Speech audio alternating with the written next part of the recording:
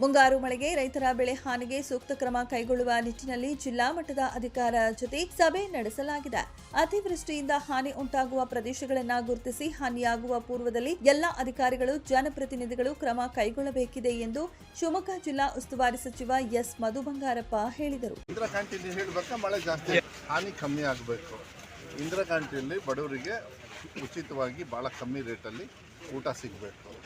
ಗ್ಯಾರಂಟಿಗಳು ಮನೆ ತಲುಪಬೇಕು. ಕಷ್ಟದಲ್ಲಿ ಸಂಸಾರದಲ್ಲಿರೋರಿಗೆ ಇದು ತರಬೇಕು. ಇದೇ ನಮ್ಮ ಯೋಜನೆ, ಇದೇ ಗ್ಯಾರಂಟಿ ಯೋಜನೆ ಆಗ್ತದೆ. ಮಳೆ ಬಂದಾಗ ಜಾಸ್ತಿ ತೊಂದರೆ ಆದಾಗ ಸರ್ಕಾರ ಏನೇನು ಕೆಲಸ ಮಾಡಬೇಕು ಅದು ಮಾಡ್ತೀವಿ, ಏನು ತೊಂದರೆ ಇರಲಿಲ್ಲ. ಇಂದಿರಾ ಕ್ಯಾಂಟೀನ್ನ ಮಧ್ಯೆ ನಿಲ್ಲಿಸಿದ್ರು ಹಿಂದಿನ ಸರ್ಕಾರದವರು, ಯಾಕೆಂದರೆ ಅವರು ಹೆಸರು ಮೇಲೂ ರಾಜಕಾರಣ ಮಾಡೋರು. ಅದೆಲ್ಲದೂ ನಿಂತು ಇಂದಿರಾ ಕ್ಯಾಂಟೀನ್ ಅಂತೇಳಿ ಏನು 20 ಪಾಯಿಂಟ್ ಪ್ರೋಗ್ರಾಮ್ ತಂದಾಗ ಇಂದಿರಾ ಗಾಂಧಿಯವರು, ಅದರಲ್ಲಿ ಹಸುವು ಕೂಡ ಭಾಳ ಮುಖ್ಯ.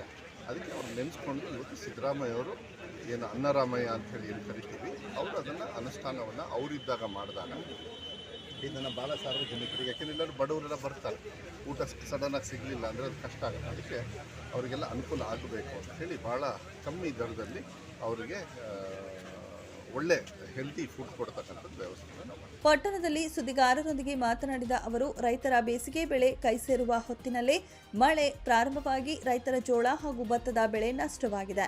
ಸರ್ಕಾರ ಸ್ವಾಭಾವಿಕ ಪರಿಹಾರ ನೀಡುತ್ತದೆ. ಮೊದಲು ಮಳೆಯಿಂದ ಹಾನಿ ವರದಿ ಹಾಗೂ ಗ್ರಾಮೀಣ ಮತ್ತು ಪಟ್ಟಣ ಪ್ರದೇಶದಲ್ಲಿ ಮಳೆಗೆ ಮುಂಜಾಗ್ರತಾ ಕ್ರಮ ಕೈಗೊಳ್ಳಲು ತಹಶೀಲ್ದಾರ್ ನೇತೃತ್ವದಲ್ಲಿ ಅಧಿಕಾರಿಗಳ ಹಾಗೂ ಜನಪ್ರತಿನಿಧಿಗಳ ಸಭೆ ಕರೆಯಲು ಸೂಚಿಸಲಾಗಿದೆ ಎಂದರು. ಅವರೆಲ್ಲ ಇನ್ಶೂರೆನ್ಸ್, ಅದಕ್ಕೆ ಇನ್ಶೂರೆನ್ಸ್ ಕಟ್ಟಿ ಇದನ್ನೆಲ್ಲ ಹೇಳ್ತಾರೆ. ಇನ್ಶೂರೆನ್ಸ್ ಕವರ್ ಮಾಡಿರ್ತಾರೆ ಅಂತೇಳಿ ಭಾವಿಸ್ತಿಲ್ಲ ನಾನು.